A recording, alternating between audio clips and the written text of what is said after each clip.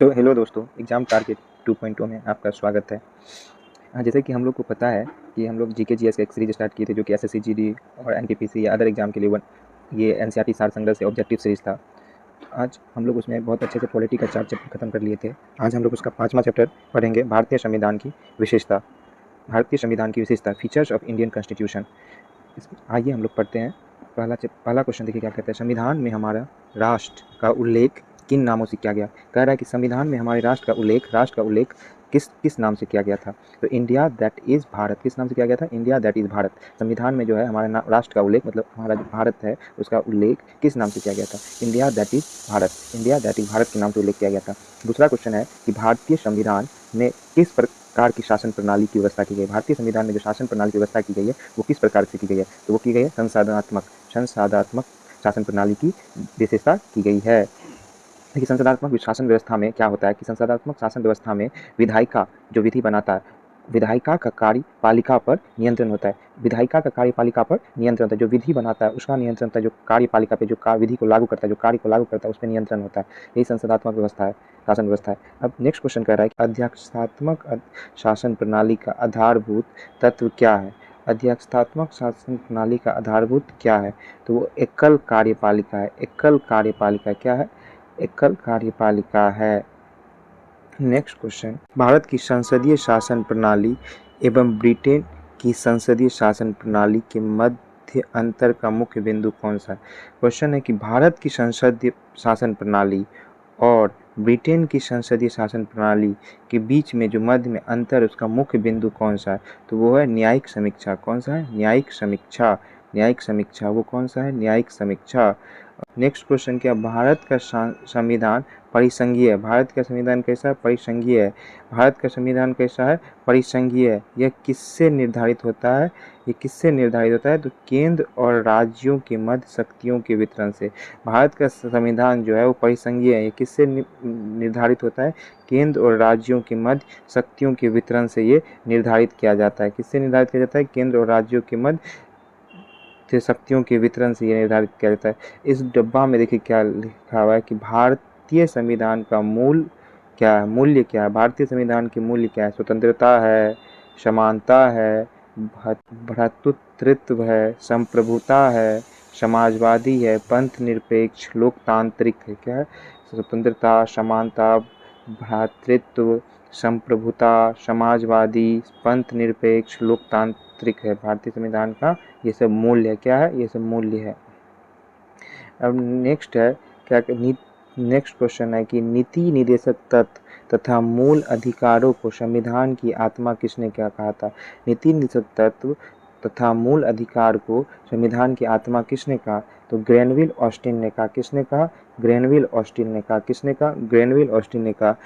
आइए next question देखते हैं कि मूल संविधान में कुल कितने अनुच्छेद और कितनी अनुसूची थी? मूल संविधान में कुल कितने अनुच्छेद और कितनी अनुसूची थी? तो 395 अनुच्छेद और 8 अनुसूची थी। मूल संविधान में कितने अनुच्छेद और कितनी अनुसूची थी?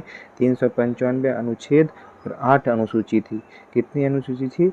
8 अनुसूची थी मूल संविधान में। उसके बाद क्वेश्चन कह रहा है कि सर्वप्रथम कांग्रेस के किस अधिवेशन में जनगण मन गाया गया था? जनगण मन कांग्रेस के किस अधिवेशन में गाया था? ये क्वेश्चन जो बार बार हर एग्जाम में पूछा गया कि जनगण मन कांग्रेस के किस अधिवेशन में गाया गया था? तो कांग्रेस के कलकत्ता अधिवेशन में, कांग्रेस के कलकत्ता अधिवेशन में ये क्वेश्चन, कांग्रेस के कलकत्ता अधिवेशन में जनगण मन सर्वप्रथम पहली बार गाया गया था, जो कि 1911 में। कब? 1911 में। कांग्रेस के कलकत्ता अधिवेशन के 1911 में पहली बार ये गाया गया था, जनगण मन। नेक्स्ट क्वेश्चन है राष्ट्रगान की गायन का मानक समय क्या है? राष्ट्रगान, हम लोग का राष्ट्रगान क्या है? जनगण मन। इसका अब समय कितना है? कितना समय में हम लोग इसको पूरा कर लेते हैं? मानक समय कितना है? तो 52 सेकेंड। कितना समय में इसको गा लेना चाहिए, पूरा कर लेना चाहिए? 52 सेकेंड में। 52 सेकेंड में। देखिए बॉक्स में ये येलो कलर से लाइन है कि भारतीय संविधान की जटिलता के कारण इसे वकीलों का स्वर्ग कहा जाता है। भारतीय संविधान जो जटिल है उसके कारण से वो क्या कहा जाता है? वकीलों का स्वर्ग। क्या कहा जाता है?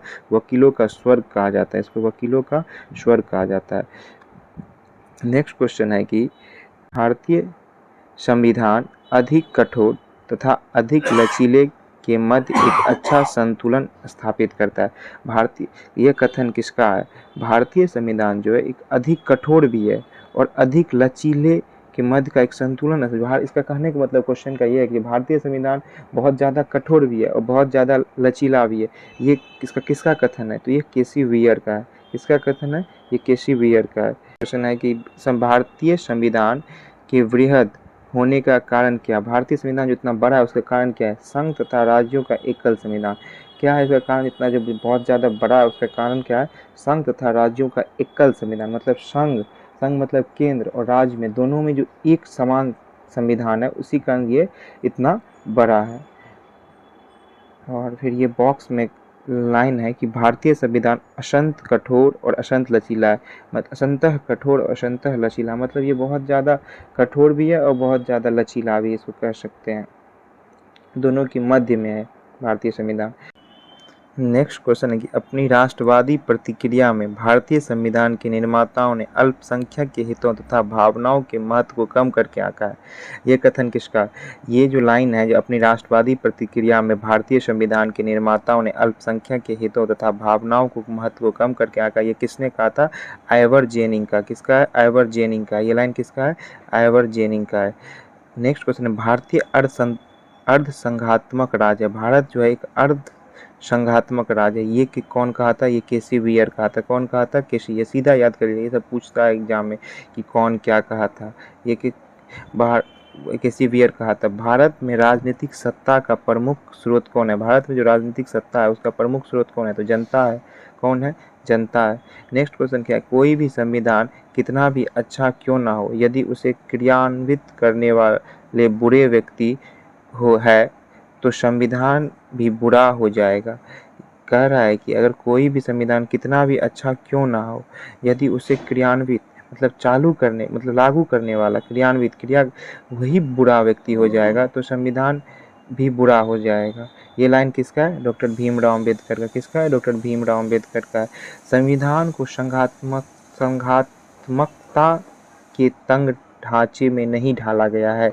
ये लाइन किसका है? डॉक्टर भीमराव अंबेडकर का। डॉक्टर भीमराव अंबेडकर का।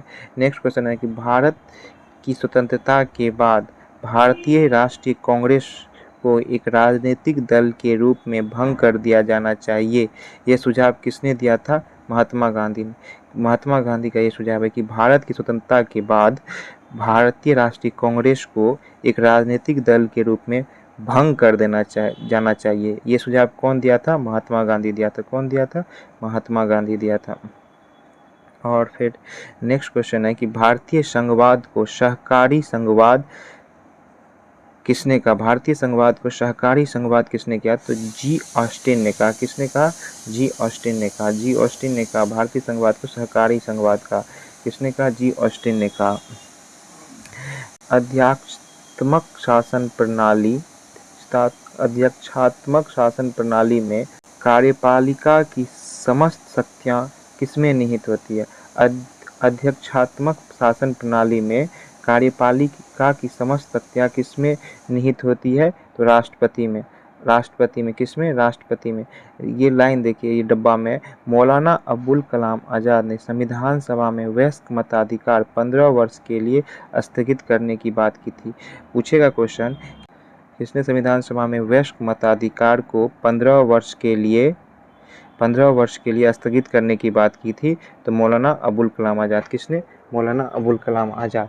नेक्स्ट क्वेश्चन है कि भारत के राष्ट्रीय पशु कौन सा है? बाघ है। भारत के राष्ट्रीय पशु कौन सा है? बाघ है। भारत का राष्ट्रीय पुष्प कौन सा है? कमल है। भारत का राष्ट्रीय पुष्प कमल है। भारत का राष्ट्रीय पक्षी कौन सा है? मोर है। भारत का राष्ट्रीय पक्षी कौन सा है? मोर है।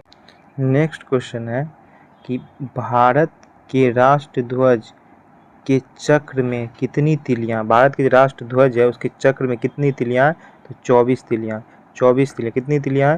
24 तिलियां। आइए अब देखते हैं ये डब्बा में जो लिखा है उसको हम पढ़ते हैं।